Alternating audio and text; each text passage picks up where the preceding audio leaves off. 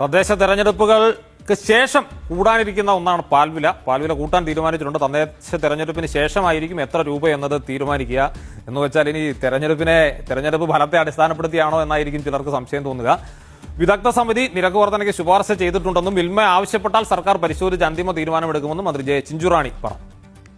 പാൽവില വർദ്ധിപ്പിക്കുന്നത് മിൽമയാണ്. അവരെനിക്ക് തോന്നുന്നു ആലോചിച്ച് തുടങ്ങിയിട്ടുണ്ട്.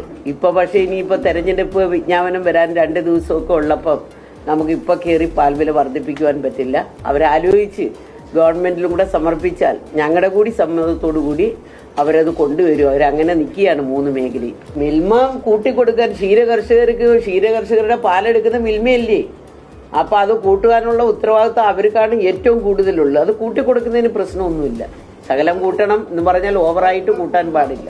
ഏറെ നാളുകളായിട്ട് ഈ മിൽമയുടെ ജനറൽ ബോഡിയിലും അതുപോലെ തന്നെ മേഖലാ യൂണിയനുകളും 3 മേഖലാ യൂണിയൻ, പ്രത്യേകിച്ച് എറണാകുളം മേഖലാ യൂണിയനൊക്കെ ഈ പാൽവില വർദ്ധിപ്പിക്കണം എന്ന ആവശ്യം മുന്നോട്ട് വച്ചിട്ടുണ്ട്. ജനറൽ ബോഡിയിലൊക്കെ ഏറെ രൂക്ഷമായ തർക്കങ്ങളും നടന്നിട്ടുണ്ട്. കാരണം ഇനി പിടിച്ചു നിന്ന് പോകാനും ഈ പറയുന്ന ക്ഷീര കർഷകർ കൊടുക്കാനും ഈ സ്ഥാപനത്തിന് പിടിച്ചു നിന്ന് പോകാനും വിലവർധന ആവശ്യമാണ് എന്നുള്ള തർക്കങ്ങൾ പല ഘട്ടത്തിൽ നടന്നിട്ടുണ്ട്.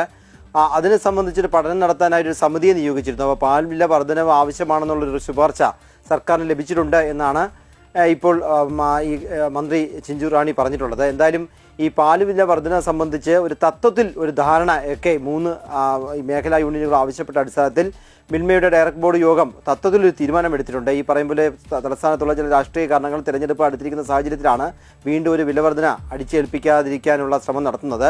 എന്തായാലും ഇപ്പോൾ മനസ്സിലാക്കുന്ന സ്ഥിതി അനുസരിച്ച് ജനുവരിയോടുകൂടി പാൽവില വർധന സംസ്ഥാനത്ത് നിലവിൽ വരും എന്നാണ് ഇപ്പോൾ അറിയാൻ കഴിയുന്നത്. കാരണം GST സംബന്ധിച്ചുള്ള കാര്യങ്ങളൊക്കെ അതുമായി ബന്ധപ്പെട്ട് വരുന്നുണ്ട്. അതൊക്കെ കണക്കാക്കി ജനുവരിയിൽ പാൽവില വർദ്ധിക്കും.